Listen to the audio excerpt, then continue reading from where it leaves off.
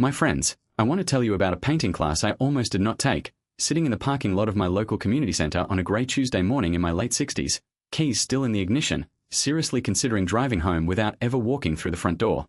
I had wanted to learn to paint since I was a young man, a genuine, quiet longing I had carried for nearly 50 years without ever once acting on it. And there I sat, finally close enough to begin, talking myself out of it in real time, telling myself I was too old to start something new, that my hands were not steady enough anymore, that I would surely embarrass myself among people who had likely been painting for decades already. I want to be honest with you that this was not the first time in my life I had talked myself out of something in exactly this way. Looking back across my 68 years at that point, I could trace an entire quiet history of dreams and interests I had set aside, again and again, always for what felt at the time like a perfectly reasonable reason. I would learn to paint once the children were older. I would travel once I had saved a bit more. I would write the book once retirement finally arrived and gave me more time. Each of these postponements had felt entirely sensible in its moment, a responsible adult simply waiting for the right conditions before beginning. It was only sitting in that parking lot, keys still in the ignition, that I finally recognized the pattern clearly enough to name it honestly for what it actually was. I was waiting to feel ready. That was the single thing, underneath every other excuse and postponement across 5 decades, that I had actually been waiting for all along. Not more money, not more time, not more stable circumstances, though I had told myself these were the genuine obstacles. I was waiting for an internal feeling of readiness and confidence to arrive first, before I allowed myself to begin anything genuinely new or uncertain. And sitting there in that parking lot, I finally understood something that has since reshaped nearly every remaining year of my life. That feeling of readiness was never actually going to arrive on its own. It was something I would only ever discover on the other side of beginning, not before it. And if I kept waiting for it to arrive first, I would simply keep waiting for the remainder of my life, exactly as I had already done for the previous 5 decades. Today I want to share with you everything I discovered once I finally walked through that community center door despite still feeling entirely unready, and the many different corners of life where this single, quietly destructive pattern of waiting to feel ready had been holding me back for far longer than I ever consciously realized. This is not a lesson suggesting recklessness or abandoning genuine wisdom and caution. It is a lesson about recognizing the specific, exhausting habit of waiting for an internal permission slip that was never actually going to arrive, and discovering what becomes possible once you finally stop waiting for it. The single thing I had been waiting for, underneath every other excuse, was this.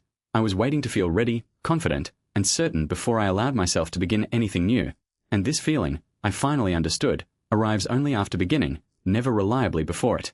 Everything I am about to share with you today is simply this one pattern, appearing in the many different rooms of my life where it had quietly been holding me back for decades before I finally recognized it clearly. The first place this waiting appeared was in learning that new painting class itself. I had waited nearly 50 years for a feeling of artistic confidence that never once arrived on its own, sitting quietly in the background of my life, untouched. It was only in walking through that community center door still feeling entirely unready, unskilled, and uncertain, that I finally discovered the confidence I had been waiting for begins to develop only through the actual, clumsy, imperfect practice of painting itself, never before it. The second place this waiting appeared was in reconnecting with an estranged cousin I had not spoken to in over 15 years. I had waited for a feeling of certainty that reaching out would be well received, a certainty that never arrived because it could not possibly arrive before the actual attempt was made. Finally calling him despite this persistent uncertainty, I discovered a warmth and relief on both sides that no amount of continued waiting would have ever revealed to me in advance. The third place this waiting appeared was in seeking treatment for a hearing difficulty I had quietly ignored for years. I had waited for a feeling of readiness to accept that I genuinely needed a hearing aid, a feeling that never arrived because accepting this reality itself required the very action I was postponing. Finally scheduling the appointment despite feeling entirely unready to accept this change, I discovered that the readiness I had been waiting for developed naturally, within weeks, once I had simply begun the process rather than continuing to wait for it beforehand. The fourth place this waiting appeared was in applying for a volunteer position at my local hospital that I had considered for nearly 3 years without ever actually submitting an application. I had waited to feel confident I would be a good fit for the role, a confidence that could never have arrived through mere contemplation alone. Submitting the application despite this persistent uncertainty, I discovered my genuine capability for the role only through the actual experience of doing it, never through the years of hesitant deliberation that preceded it. The fifth place this waiting appeared was in finally addressing a long-standing financial matter with my accountant that I had postponed for years out of a vague dread of the conversation. I had waited to feel emotionally prepared for whatever difficult news the conversation might reveal, a preparation that never arrived because genuine emotional readiness for uncertain news is rarely available in advance. Finally scheduling the appointment despite this dread, I discovered the matter was considerably more manageable than my years of anxious anticipation had led me to fear. The sixth place this waiting appeared was in traveling alone for the first time following my wife's passing, a trip I had postponed for nearly 2 years, waiting to feel emotionally ready to travel without her. This particular readiness, I eventually understood, was never going to arrive through continued waiting at home, precisely because the specific comfort with solo travel could only develop through the actual, uncertain experience of attempting it. Boarding that first flight still feeling entirely unready, I discovered a capacity for solo travel I had genuinely doubted I still possessed. The seventh place this waiting appeared was in finally telling my children the full truth about a difficult chapter of my own younger life that I had kept hidden from them for decades. I had waited for a feeling of confidence that this disclosure would be well received, a confidence that could never arrive through continued private deliberation alone. Finally speaking this truth aloud despite feeling entirely uncertain how it would land, I discovered a depth of understanding and closeness with my children that decades of continued waiting had never once made available to me. The eighth place this waiting appeared was in pursuing a long-delayed reconciliation with an old friend after a falling out neither of us had ever properly addressed. I had waited for a feeling of certainty that reaching out would not simply reopen old wounds unnecessarily, a certainty that never arrived because this particular uncertainty could only be resolved through the actual attempt itself. Finally reaching out despite this persistent doubt, I discovered a friendship considerably more resilient and forgiving than my years of cautious waiting had ever given either of us credit for. The ninth place this waiting appeared was in finally learning to use a smartphone competently, something I had postponed for years, waiting to feel less intimidated by the technology before genuinely attempting to learn it. This comfort with the technology, I discovered, developed only through the actual, often frustrating process of fumbling through it repeatedly, never through the years of anxious avoidance that preceded my finally sitting down with my granddaughter to properly learn it. The 10th place this waiting appeared was in addressing a persistent physical symptom I had quietly monitored for over a year without ever actually mentioning it to my doctor, waiting for a feeling of readiness to hear whatever difficult news it might reveal. This readiness, I understood eventually, was never going to arrive through continued private worry alone. Finally raising the concern directly with my doctor despite this persistent dread, I discovered the situation was manageable in ways my extended anxious waiting had never once allowed me to properly consider. The 11th place this waiting appeared was in finally attempting to write down some of my own life story for my grandchildren, something I had intended to do for years while waiting to feel like a genuinely skilled enough writer to begin.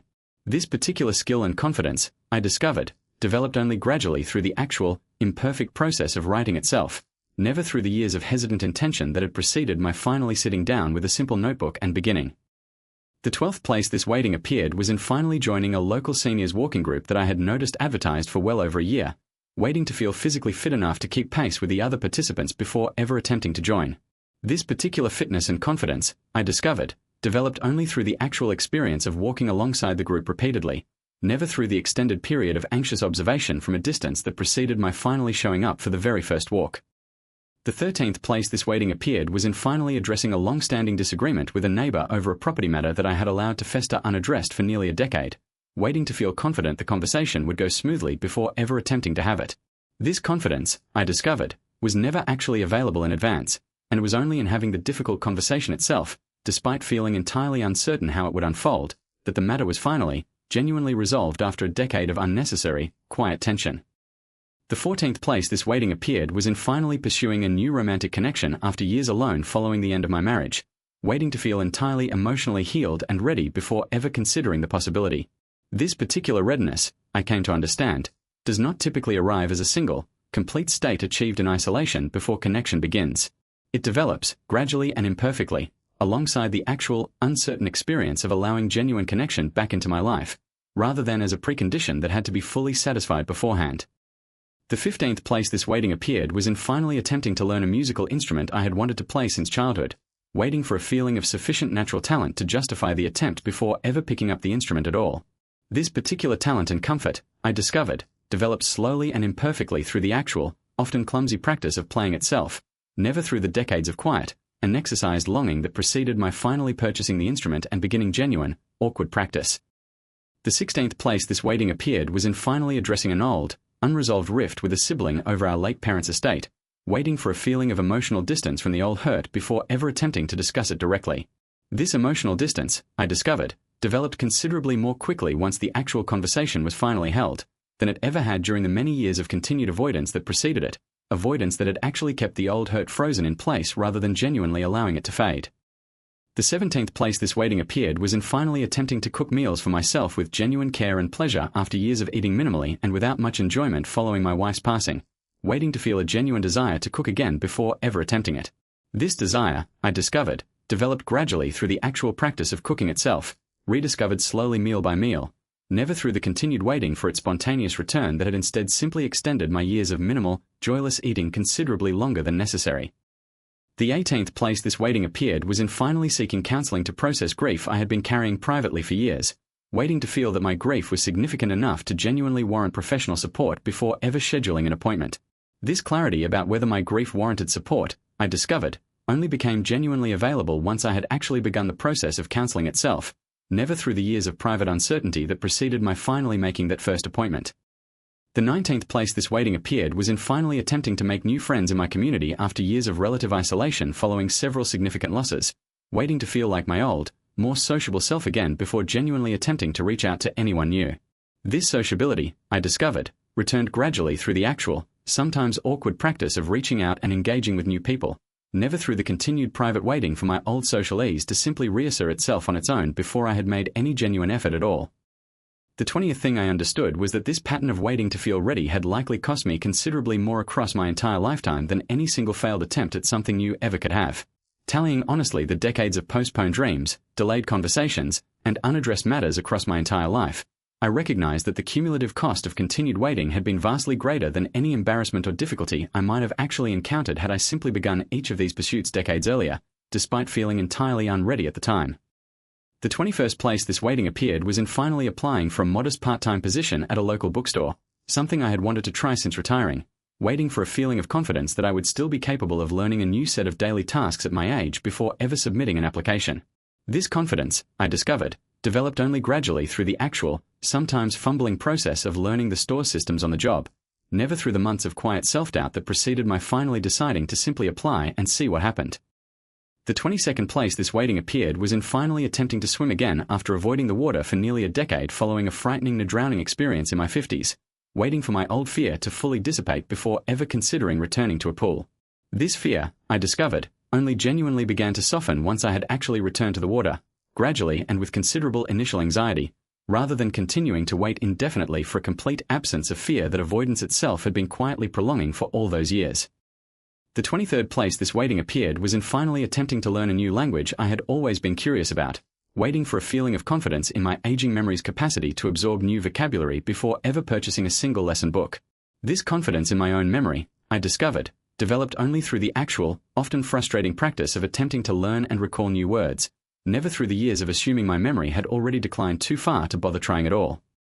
The 24th place this waiting appeared was in finally reaching out to offer mentorship to a struggling young man in my community whose situation reminded me considerably of my own difficult younger years, waiting to feel fully qualified and wise enough to offer him genuine guidance before ever approaching him. This sense of qualification, I discovered, developed only through the actual, humble experience of showing up consistently and listening to him honestly, never through the continued waiting for some complete, polished wisdom that I had mistakenly believed needed to arrive before I could be of any genuine use to him at all. The 25th place this waiting appeared was in finally attempting to update my own will and estate documents, a task I had postponed for years waiting for a feeling of emotional readiness to directly confront my own mortality before scheduling the necessary appointment with an attorney. This readiness, I discovered, did not arrive through continued avoidance of the subject. It arrived, gradually and with far less dread than I had anticipated, only once I had actually sat down with my attorney and begun the concrete, practical work of putting my affairs in order, work that turned out to bring considerably more peace than the years of anxious postponement ever had. The 26th place this waiting appeared was in finally agreeing to have a difficult but overdue conversation with my own doctor about slowing down or eventually stopping driving altogether, a conversation I had avoided for well over a year, waiting to feel emotionally prepared to hear whatever she might recommend. This preparation, I discovered, was never going to arrive through continued avoidance of the subject entirely. It was only once I had actually initiated the conversation myself, still feeling considerably unready, that I discovered a clarity and even relief that years of quietly dreading the subject had never once allowed me to access. The 27th place this waiting appeared was in finally attempting to reconcile my own religious or spiritual doubts, which I had quietly carried for decades without ever examining them honestly, waiting for a feeling of certainty about my own beliefs before allowing myself to explore these questions more openly. This certainty, I discovered, was never actually a prerequisite for genuine spiritual exploration. It was only once I had allowed myself to sit with my doubts directly, in conversation with trusted friends and through honest personal reflection, that any genuine clarity began to develop at all, clarity that decades of avoiding the subject entirely had never once provided. And the 28th and final form this single lesson takes, the one that ties every other form together, is simply this. Readiness is not a gate that opens before you begin. It is a bridge that only appears, plank by plank, once you have already taken the first uncertain step forward. For most of my life, I treated readiness as a fixed threshold I needed to cross before any new attempt was justified, a threshold that, in truth, never actually existed in the form I had imagined it. Once I finally understood that readiness reveals itself only through the act of beginning, never reliably before it, I stopped waiting for a permission slip that was never going to arrive, and I finally began living the many chapters of my life that this old waiting had quietly kept me from for far too many years. My friends, I want to be honest with you that walking through that community center door on that grey Tuesday morning did not instantly transform me into a confident, accomplished painter. My first several paintings were, by any honest measure, genuinely quite poor. My hand shook. My colors muddled together in ways I had not intended. I felt, for the first several weeks, exactly as unready and unskilled as I had feared I would feel sitting in that parking lot. But something had already shifted, something considerably more important than the quality of my early paintings. I had finally stopped waiting, and in stopping, I had already begun. I think often of how many decades I might have spent painting, had I simply understood this single pattern in my 30s or 40s rather than waiting until my late 60s to finally recognize it clearly. I do not say this with bitterness toward my younger self, who was doing his honest best with the understanding available to him at the time. I say it because I believe many of you watching this today may still have considerable time remaining to finally begin whatever you have been quietly waiting to feel ready enough to attempt, and I would rather you begin today, feeling entirely unready, than continue waiting even one more year for a readiness that genuinely is not coming in the form you have been expecting it to arrive. I want to share one more small memory before we close, because I believe it captures something important about how this pattern eventually loosens its grip once you begin naming it clearly. Nearly 2 years after that first painting class, I found myself in an entirely different parking lot, this time outside a small local gallery that had agreed to include 3 of my paintings in a modest community art show. I sat there again, keys still in the ignition, an old familiar voice quietly insisting I was not truly a real painter, that submitting my work for display was somehow presumptuous given how recently I had begun. I recognized the voice immediately this time, the very same one that had once nearly kept me from walking into that first class at all. I smiled, turned off the engine, and walked inside anyway, still feeling entirely unready, exactly as I had learned by then to expect and to simply walk past. If you are watching this today and you recognize, in your own life, a dream, or a conversation or an attempt you have been quietly postponing while waiting to feel sufficiently ready, confident, or certain before beginning, I want you to know that this feeling you are waiting for is not actually a precondition standing between you and your first step. It is the reward waiting on the other side of that step, available only once you have already taken it.